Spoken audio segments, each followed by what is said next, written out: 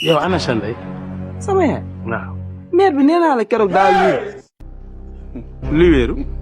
mère bi ñu tëdd écho. ñu écho 12 mois yàggul.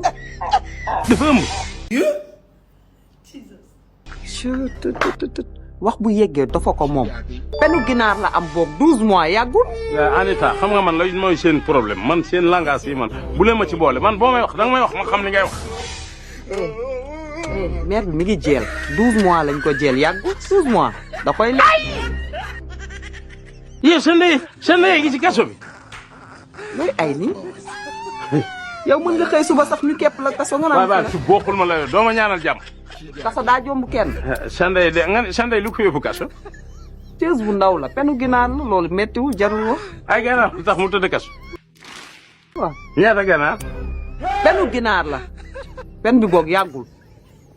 mu mel ni rek ngay yar 45 jours ginaar loolu yàggul. man mi bëgg a rey neef kon man foutu dans la merde ca kaso ba.